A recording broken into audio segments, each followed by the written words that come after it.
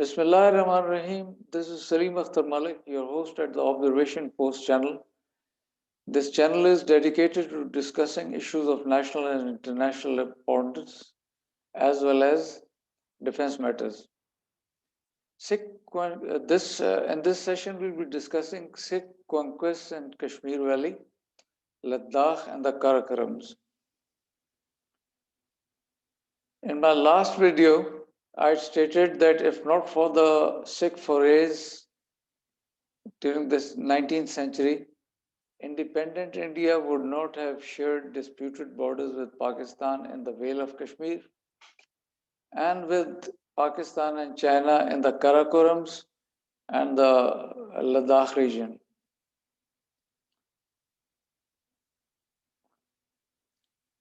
Maharaja Ranjit Singh was the first local ruler who had organized his army on modern lines, and as a result, it had become a formidable force for which the armies of the other local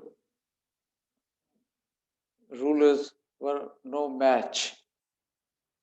And that's how the Sikhs managed to conquer a large area in the northwest of India on the periphery of Punjab. Born in 1780 at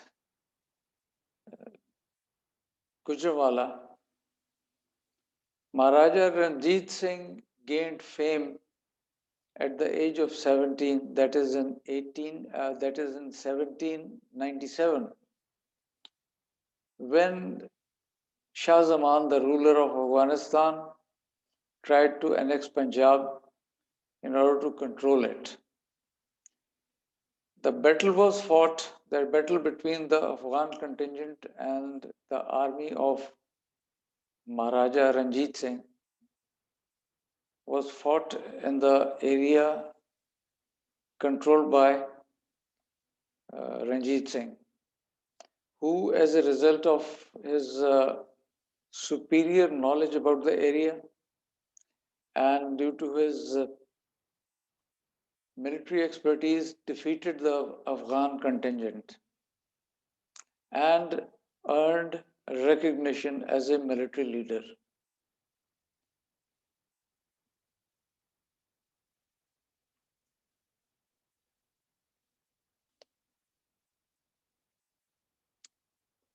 With the assistance of the local as well as foreign mercenaries,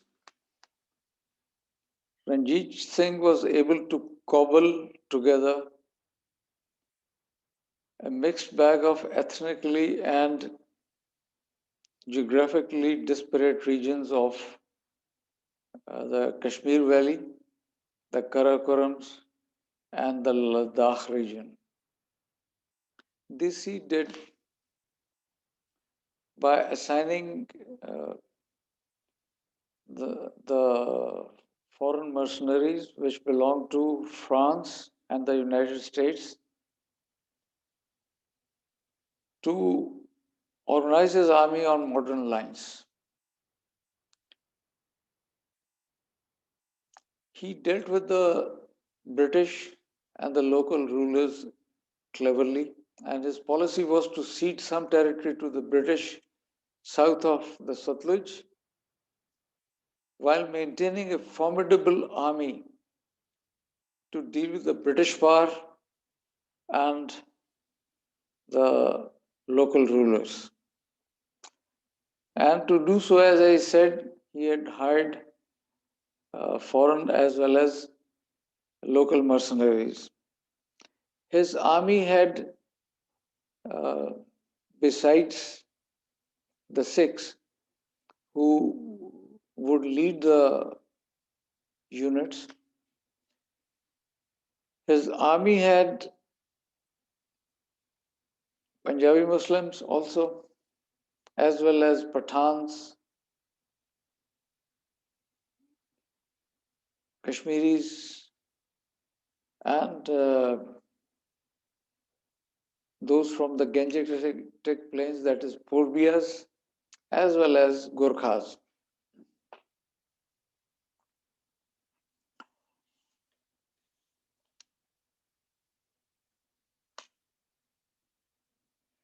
General Jean-Baptiste Ventura was a French general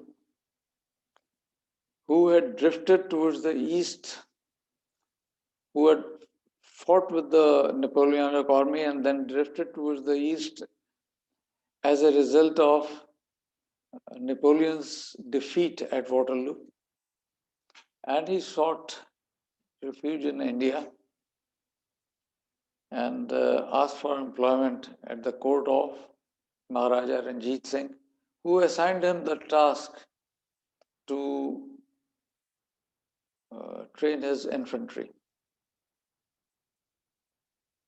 Then there was General Jean-Francois Allard. He was again a veteran of the Napoleonic Wars, and he had also come to seek employment in the court of Maharaja Ranjit Singh. He was assigned the task of organizing and training Ranjit Singh's cavalry. Here you can see General Jean-Francois Allard with Maharaja Ranjit Singh.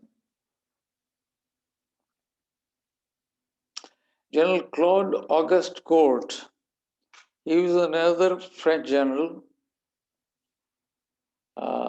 who had fought in the Napoleonic Wars.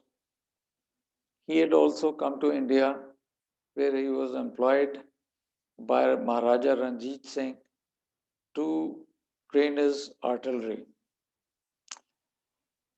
Despite my best efforts, I could not find a picture of this general. All I could lay my hands upon were some images of the coins that he had been collecting. He was an avid coin collector, and particularly he was interested in the coins of the Kushan era.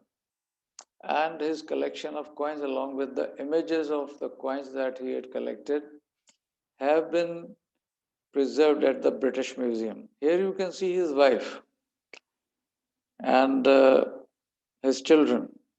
Probably he had married a local woman. This was General Claude Auguste Court, the trainer of Maharaja Ranjit Singh's artillery. Colonel Alexander Campbell Gardner, he followed General Auguste Court after he had left. He was a private in the United States Army. He had also come to India. He was an adventurer, a mercenary, and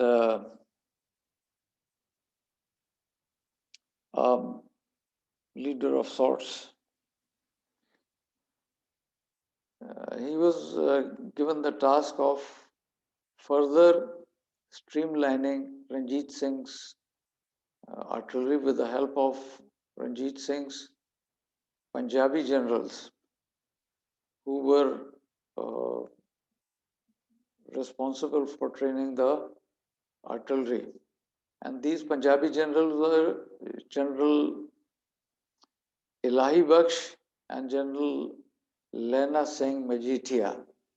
They helped Colonel Alexander Campbell Gardner in the training and organization and streamlining of Maharaja Ranjit Singh's artillery.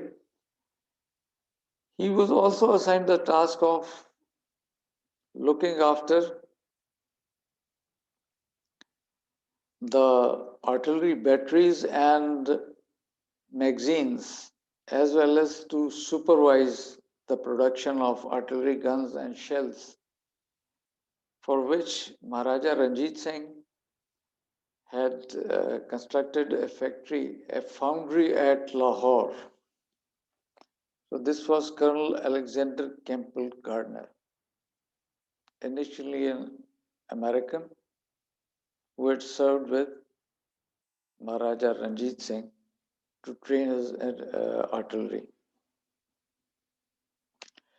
Ranjit Singh not only sought help from and assistance from European generals to reorganize his army on modern lines, he also used them to improve his civil administration.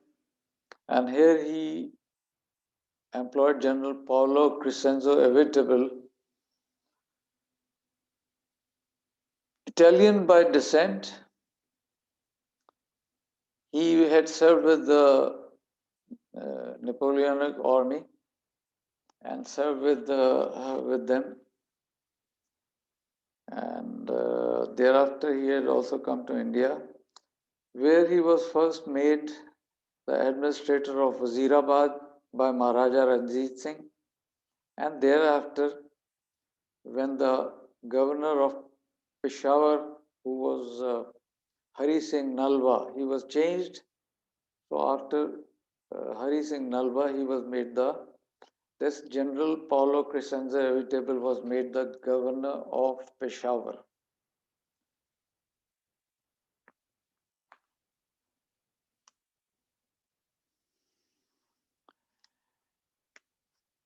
The state of Jammu and Kashmir as it existed in 1947 was a manufactured entity.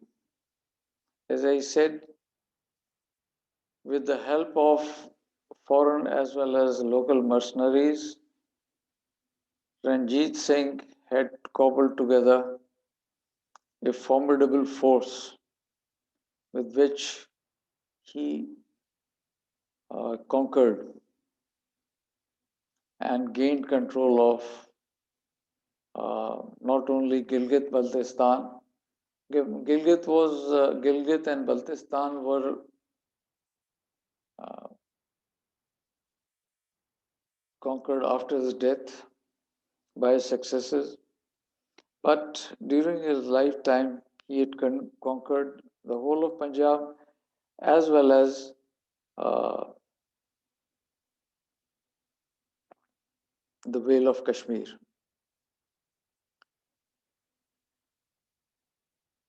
So, with the decline of the Mughal power in the valley of Kashmir, the valley was seized by the Afghans, who ruled it for 67 years, that is from 1752 to 1819. And thereafter, it was wrested by the Afghans. The valley was wrested by the Afghans, from the Afghans by the Sikhs. So that happened after 4 centuries of Muslim rule, which included the Mughal rule as well as the Afghan rule. The Sikh army was defeated.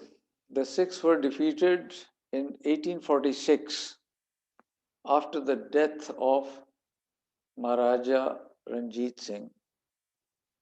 They were defeated in the first Anglo-Afghan war, Anglo-Sikh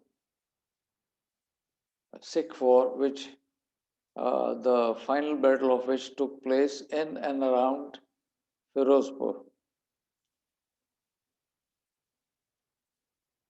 So Ranjit Singh had died in 1839, and the Anglo-Sikh War took place in 1846. So after the defeat of Sikhs near Firozpur, the British sold out the Kashmir Valley and all the possessions of Maharaja Ranjit Singh in Kashmir Valley, in and around Kashmir.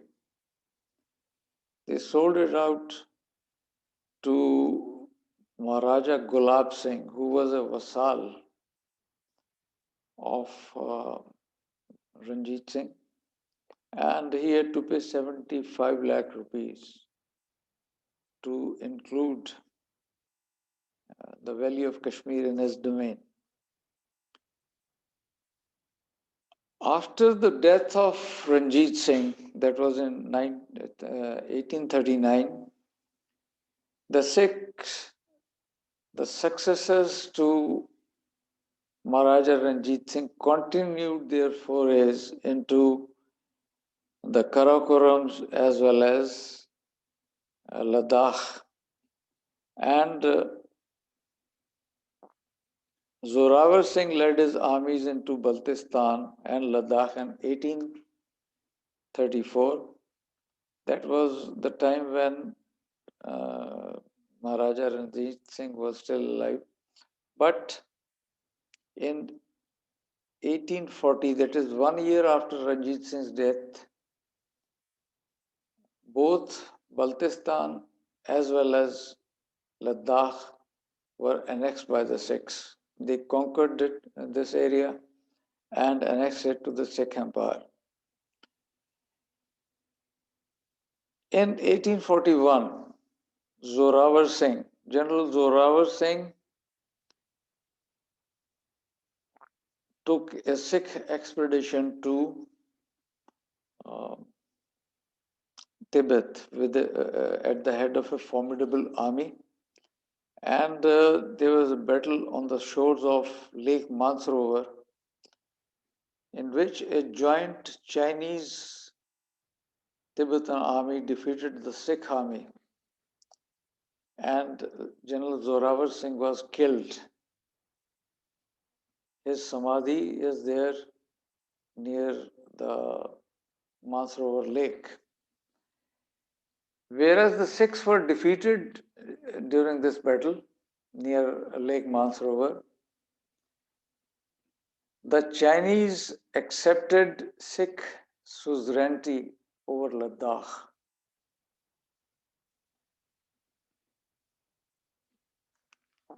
So some years later, that is in 1842, Karim Khan, a local adventurer, captured Gilgit with the help of the Sikh Darbar.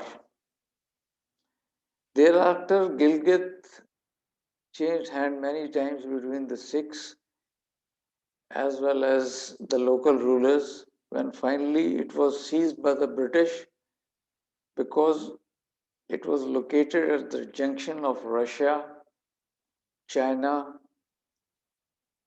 and British India and Afghanistan. This was where the borders of these countries met.